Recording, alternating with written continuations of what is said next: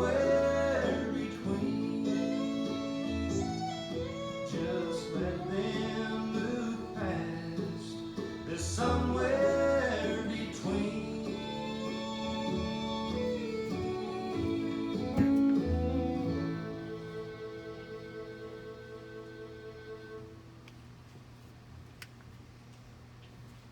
You can remove your mask while you're seated.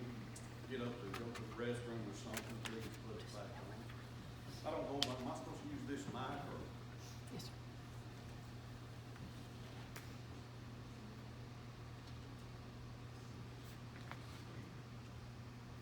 Wilbur George of Roland, 89, passed away on June the 5th, 2020. He was the son of William George and Lula Glaze George, born May the 18th, 1931. He was raised in the Crossroads community west of Little Rock, underneath present-day Lake Maumelle. His adult life was spent in Roland, raising his family. He graduated from Joe T. Robson High School in 1949. He retired from AP&L after 30 years of employment. Known as a pillar in the community, he put God first in all things, followed by his family. He was a conversationalist who could always strike up a conversation with any stranger that he met. He was a Sunday school teacher. He was a song leader. He played that guitar in church for many, many years. He was preceded in death by his parents, his wife, Faye Hudson George, his brothers, Gilbert and Roy George, and sisters, Helen Brown and Ethel Troxwell. He is survived by his two daughters, Linda Cam, Clint of Roland, Arkansas, and Charlotte Moore, Roger of Rogers, Arkansas, two grandsons, David and Michael Moore, and one brother, Verlin George of Melbourne, Florida. Although he never remarried, he shared many happy years of companionship with a special lady, Lorraine Hopper, whom he, talking about Brother Wilbur, and his family embraced with love and affection as one of their very own.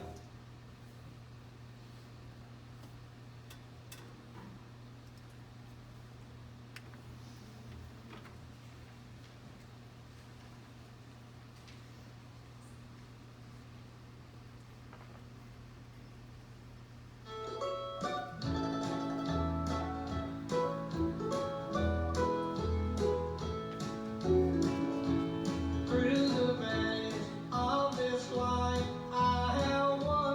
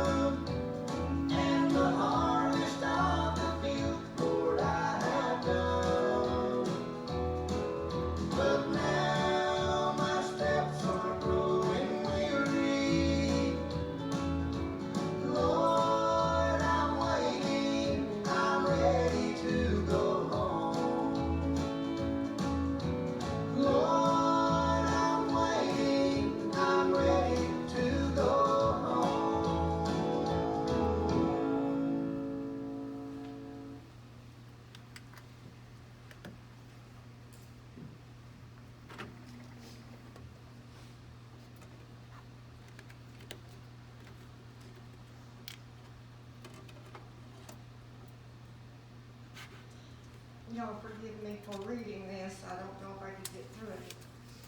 I don't read it. I think I could do it on my own. That song, Ready to Go Home, is a typical song that probably Daddy would have sung if he could have. It was his style. But Daddy was definitely ready, and he was just waiting to go home last week. His body had been failing for several months, and his steps were growing weary. And just like that song says, he had lived his life for Jesus, but the sun for him was setting, and he reached the end of his service for the Lord. If you look at the words of that song, it fits him to a T. He tried to live his life for Jesus and work the field and doing his part to represent the Lord. For truly, the harvest are the people out there, and the fields of this world are ripe for harvest because time is running out. Daddy cared about all those that he knew, especially those that were not ready to meet God. He cared for people who were hurting. He would hurt when they were hurting. He cared for those he did not know who were not ready to meet God. Many times in our childhood, he would bring men home from the Union Rescue Mission for Mother to feed. He loved going down there. He wanted the world to see that there is always hope, hope in the Lord. He tried to live and talk in a way that represented the Lord in the choices and decisions he made in life. But he was not immune to hardship. Life was not always easy for Wilbur George. He was human like all of us. And as that song says, each tear that he shed helped him to stay humble. And each burden only taught him how to pray, as all of us should. This altar, this little bitty altar over here, was refinished. It belonged down in the old sanctuary. Many of you have prayed at it or sat on it and been prayed for. Some have come to salvation at that altar. We recently had it cut into two pieces. Charlotte has half, I have the other half, and we had it refinished. Many a tear stain were on that, and I specifically told the person who refinished it, I said, I know you do woodwork, but just remember, there's a history in that altar. There is a promise in that altar. That altar started out down at that church when Sister France first started the church. And he knew what I was talking about. Daddy knew how to pray. I saw him and Mother both pray at that altar many, many times growing up. If you ask him to pray for something, he didn't give lip service. He would pray for you. Oh, that our burdens and trials would send us all to our knees more instead of trying to find answers in this world we live in. In the last verse of that song, it says, he hates to leave so many friends behind him, but he assures us all that he will be waiting for us inside the gates of heaven, where we'll never grow old and we'll never part. I wish I could see what he's seeing right now. I really wish I could see what he saw the instant he took that last breath while Charlotte and I sat by his bedside last Friday. That first song that said somewhere between, he was somewhere between in those final moments, somewhere between this world and home, just waiting. His spirit leaving his body, and perhaps, we don't know, looking down at us briefly, hovering over his old shell of a body, and then turning toward the light of heaven, being whisked away only to see with amazement what all the others have seen over the years as they entered heaven's gates. So many people whose funerals he's attended. Over the years, friends, family, they were there to meet him. And Jesus is there saying, come on in, you finally made it, and thank you for your service. Now rest. Rest in peace for all of eternity. To those of you who have gathered here today in this church, to those in the parking lot listening on the radio, and to those who may watch a video of this funeral at a later time, thank you all for your thoughts and prayers that you have given our family. Thank you so much. I don't know what Chester's going to speak about today, but due to COVID-19, this is not a typical funeral service, and we know it.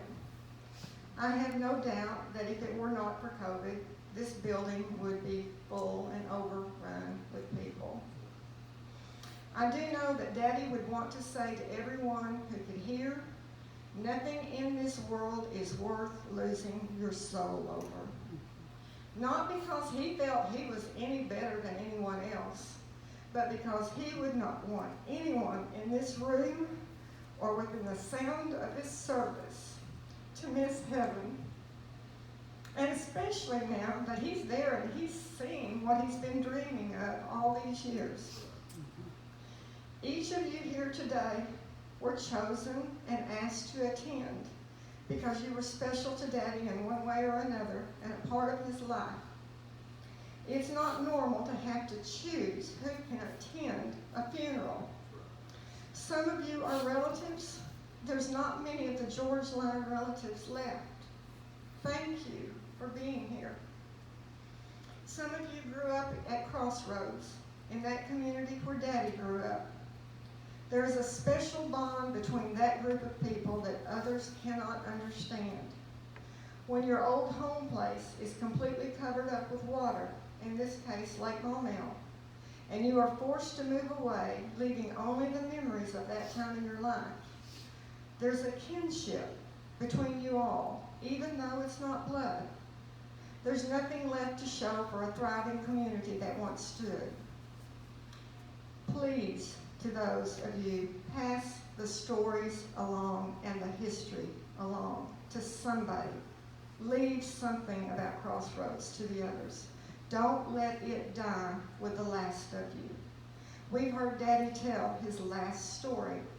Please continue that legacy. And to those here who represent his friends in the community, it was very hard to choose among so many people because Daddy was a very rich man when it came to friends. Thank you all for coming. I really don't know anyone who didn't like him, and I say that with pride as his daughter. He had friends all over, people that Charlotte and I don't even know. We only know because he would talk about people from all over the place when he was actively traveling all around. This group here today only represents a small number of his friends. Many have died or moved away, but just know he loved all of you. He knew you all and loved all of you. Thank you for helping him over the years, after Mother's death especially. Thank you for watching out for him as he began to grow weaker in his old age. Thank you for helping him with yard work when he was stuck with that halo with a broken neck on. Thank you for feeding him at various times when the need was there. Thank you for stopping by his house or stopping in the store when you saw him to speak to him when you saw him out there. Thank you for putting up with his driving on the highway these last few years. I could go on, but thank you doesn't seem like enough. I'm going to speak to the pallbearers. I know we're all scattered around. You were each chosen specifically by Wilbur George. He chose you, not me or Charlotte. We didn't choose. We let him be the planner in that. We are putting our trust in you to carry out those wishes. Just remember, you are carrying precious cargo. You are taking this man from this church for the very last time and to the cemetery that he has visited so many times over the years. But this time, it will be his final visit. His spirit is gone today. This shell that we see here will rest next to Mother until that glorious day when they both will burst forth with all the other saints that have gone on before. Today, actually last week, This shell represented him in this life, but he no longer really exists in this world. Only in our hearts and memories.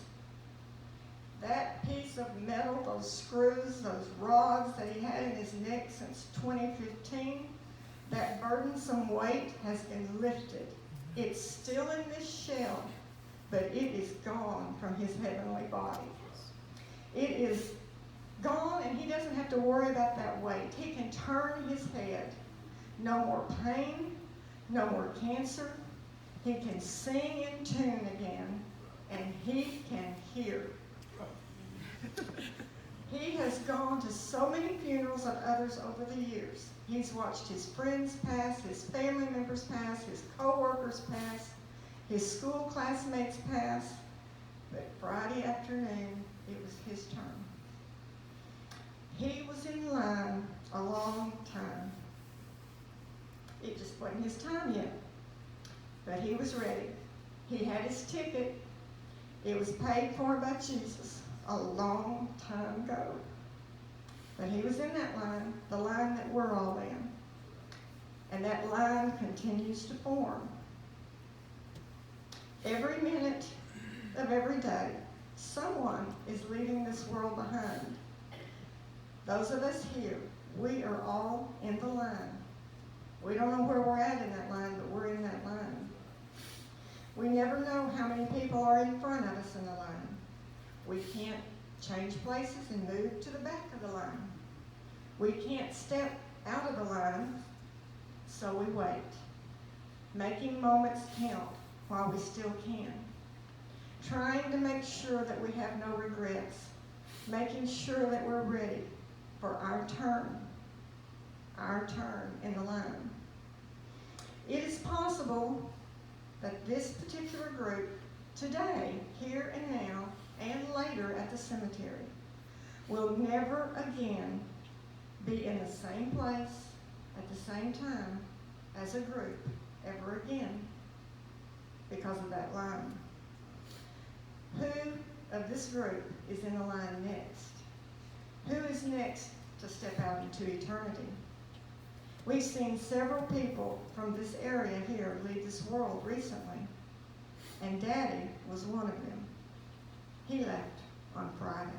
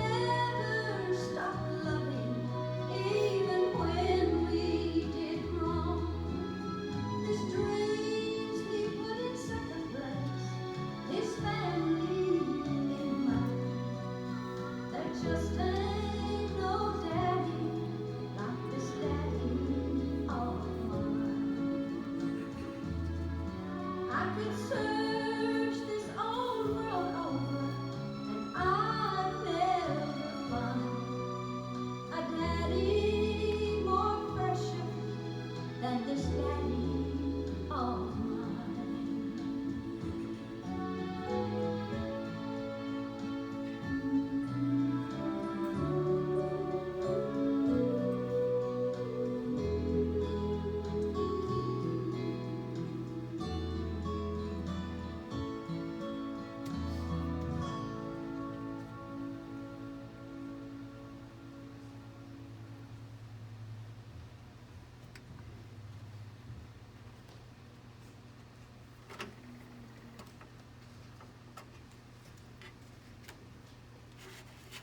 It's an honor today to be able to stand, talk about this great man here.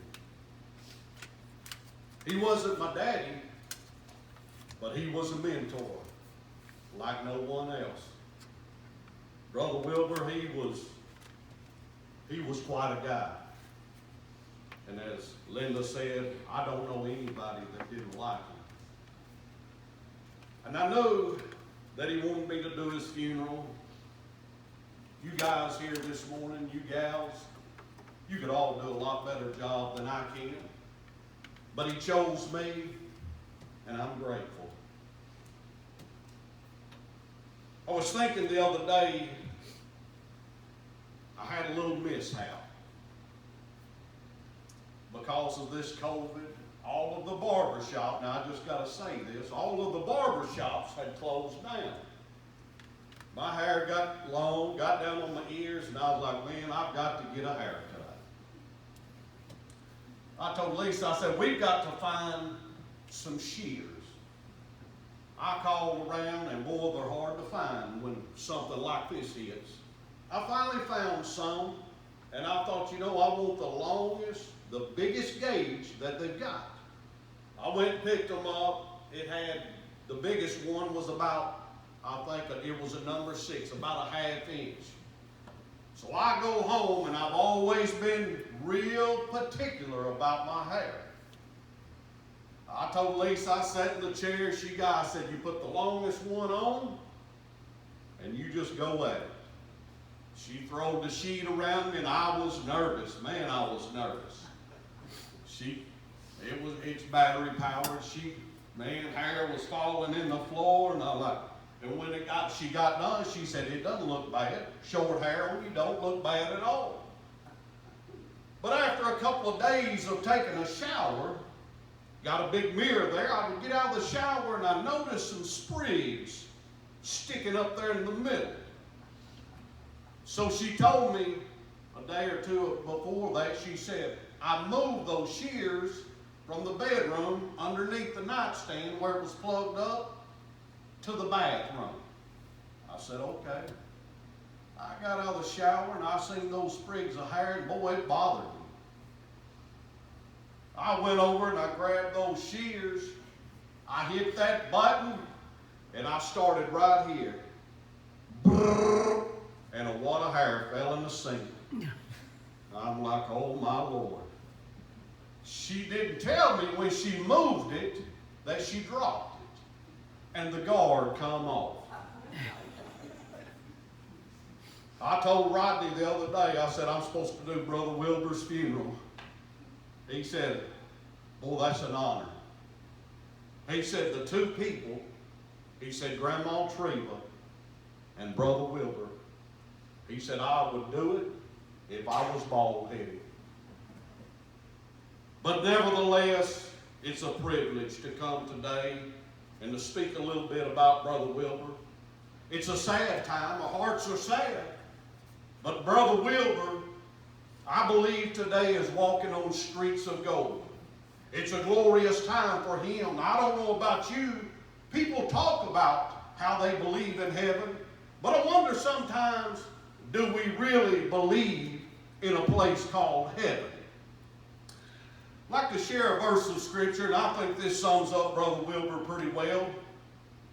In Mark's Gospel, chapter number 12, verse number 29, Jesus is speaking, And Jesus answered him, the first of all of the commandments is this, Hear, O Israel, the Lord our God is one, Lord. Verse number 30 says, And thou shalt love the Lord thy God with all thy heart, with all thy strength. That is the first commandment. Verse number 31 says, And the second is like, namely this, Thou shalt love thy neighbor as thyself. There is none other commandment greater than these.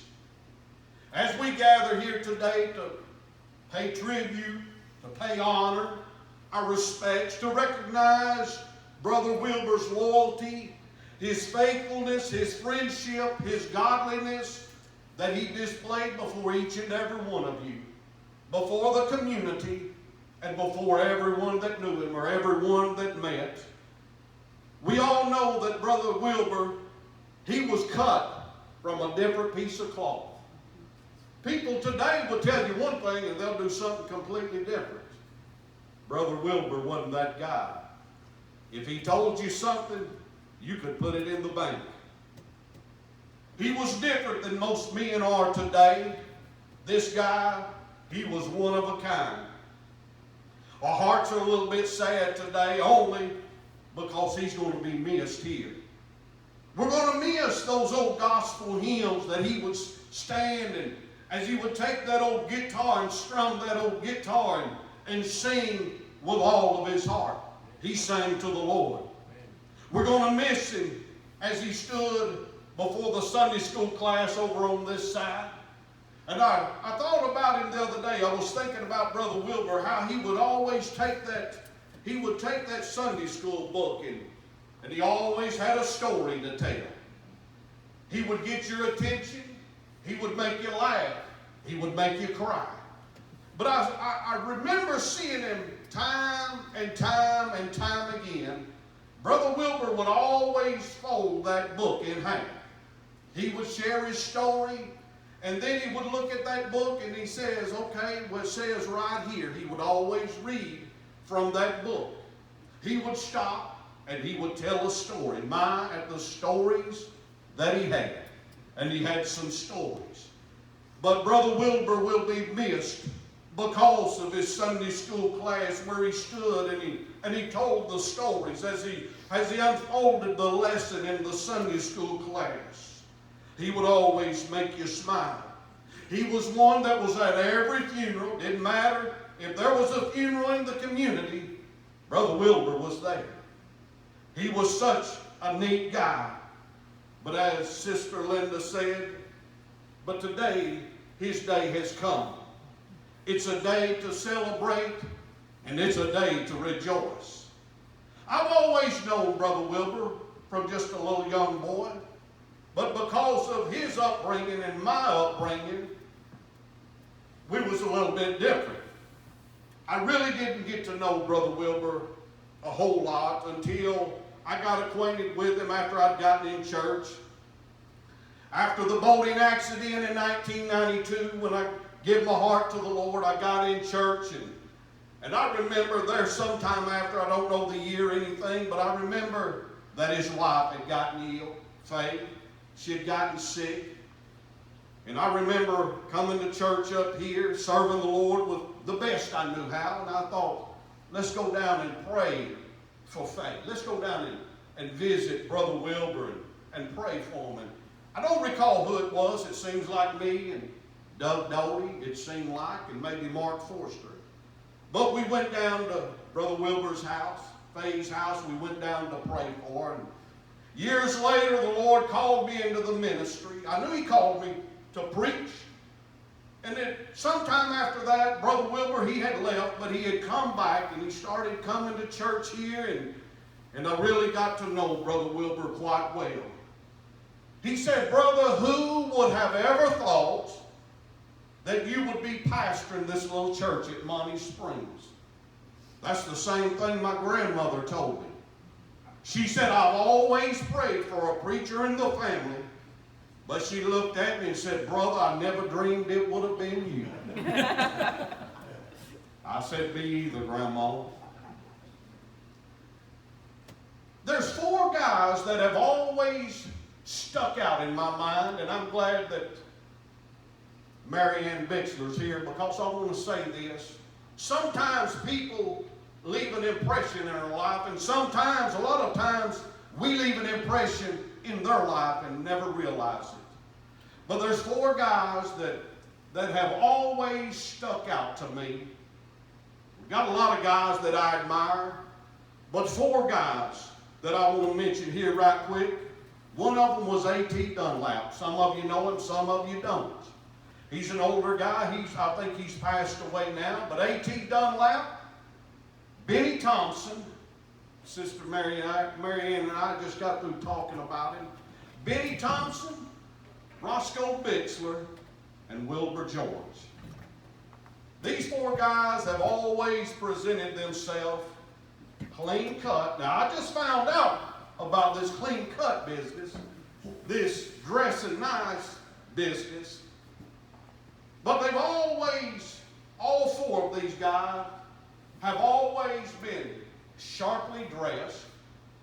They wasn't like this old boy, never had an inch of fat on them. Glasses was always clean, smudge-free. Cowboy boots just as shiny as all get out. These 4 guys was hard workers. They was dedicated. They made an impression on me. All 4 of these guys. Roscoe probably left this world and never knew it. A.T. Dunlap, I'm sure he doesn't know, but these guys left an impression on me. When I think of Brother Wilbur, this is a verse of Scripture that really comes to mind. When I think of Brother Wilbur, the verse of Scripture that comes to mind, Haggai chapter number 1, verse number 2 says, "Thus speaketh the Lord of hosts, saying, This people say the time is not come, the time that the Lord's house should be built. Then came the word of the Lord by Haggai the prophet, saying, It is time for you, O ye, to dwell in your sealed houses, and this house lie waste. Now therefore, thus saith the Lord of hosts, consider your ways. You've sown much, you bring in little. Ye eat, but you have not enough. You drink, but you're not filled with drink. Ye clothe you, but there is none warm.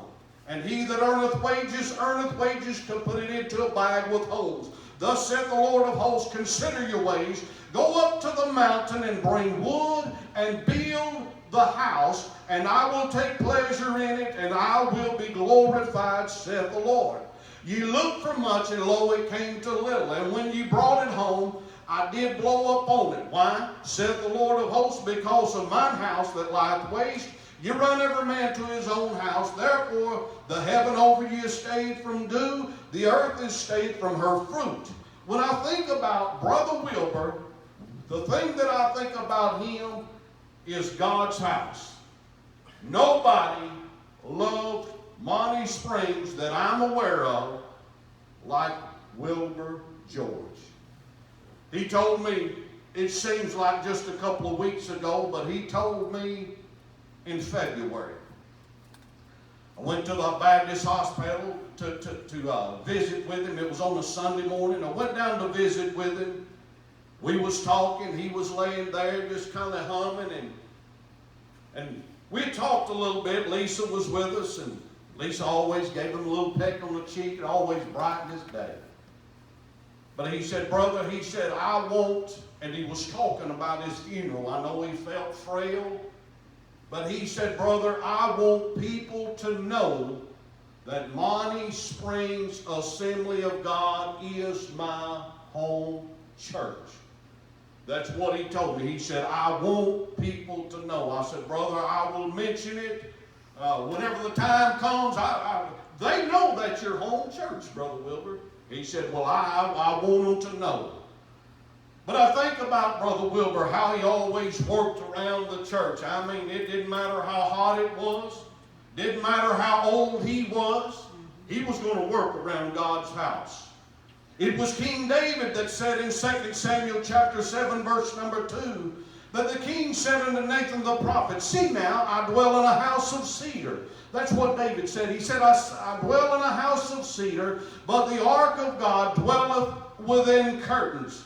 In other words, David wasn't happy that he had a fine home, but God's ark of the covenant was in a little tent.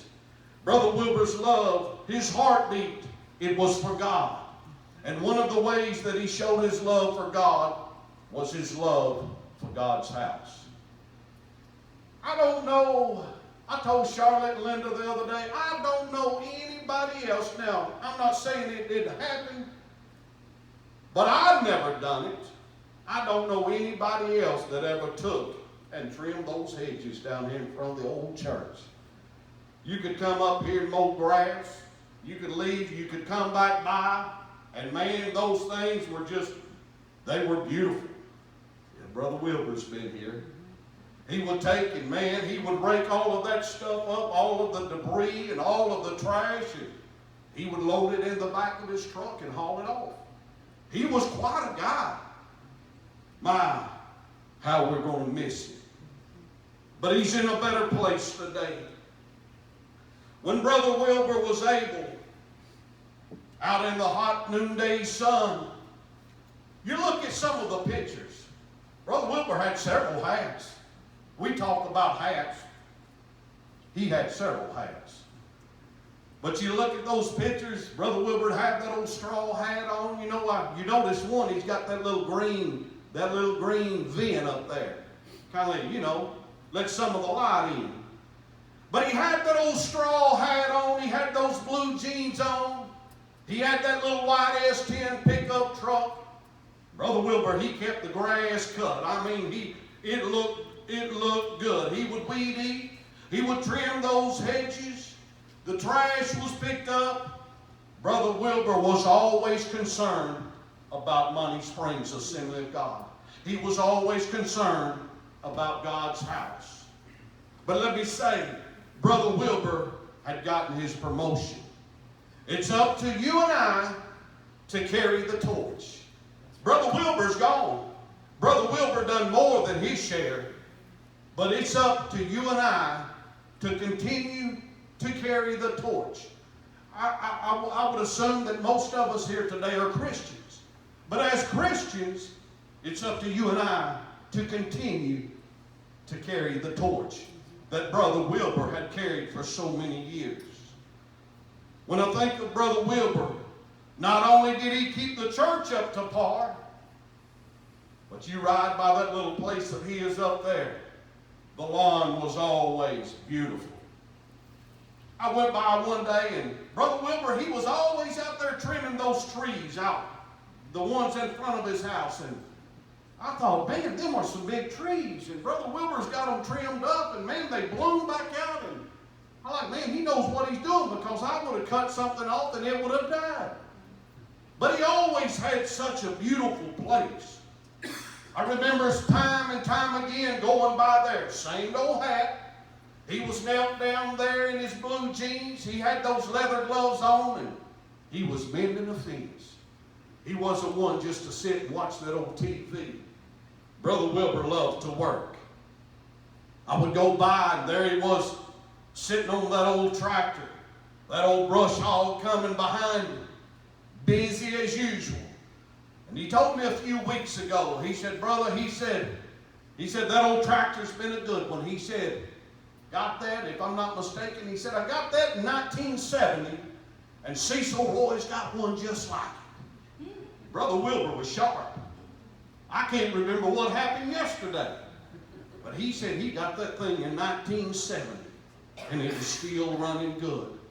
Many times I would drive by Brother Wilbur's house, especially working at the cabinet shop. I would drive by Brother Wilbur's house. He would be sitting, when he was there, he would be sitting one of those lawn chairs on the front porch. He would be sitting to the left of the carport there in that old swing with his hat sitting beside him, or he would be in that S10 pickup truck. And when you went by, you seen the newspaper laying up on the dash, or not on the dash, but on the steering wheel. He would sit in his truck, he would read that thing. Brother Wilbur kept up with news. My, what a guy. What a sharp guy he was. Brother Wilbur's love, his heartbeat, it was for God. He was some guy. But he kept the church up to par. He kept his home looking great. The times you'd pass by, he was just sitting there taking in some fresh air. He was quite a guy. He had many things that he loved, but it was the simple things in life that he really loved. Like driving down those old back country roads. I remember one day he pulled out that old map. He said, "Brother, let me show you. Here's some places that I've been." I'm like, wow. Man, he had that thing highlighted. I mean, from one end of the state to the other. Wow, Brother Wilbur, you've been around. But he loved going out and seeing what God has created. Just the simple things in life. He liked old pickup trucks, old cars. Brother Wilbur, you ever notice his vehicle? Man, they was pretty shiny. Somebody told me my old truck, said, "Man, you need to wash this thing." I said, "I ain't never washed it. Just a pickup truck." But he loved old cars and trucks. Something else that he loved very much was his sidekick, Sister Hopper. My, they was quite a couple. Quite a couple. I remember one day Brother Wilbur was telling me, and I think Sister Lorraine was telling me about that little dog they had. Said, that little dog loved Brother Wilbur. But my, what a great guy. When you couldn't find Brother Wilbur at home, many times he would be somewhere out to eat lunch or supper, him and Sister Lorraine. There was times that you would find him. I've heard him talk many times about the Wiley brothers. He would go to Benton to a singing over at one of the Wiley brothers, I guess their church. You would find him up on the mountain somewhere with Brother Billy Zupo at a singing. Some of his friends. You would find him with Brother Benny Stickley with that old guitar that Faye had bought him.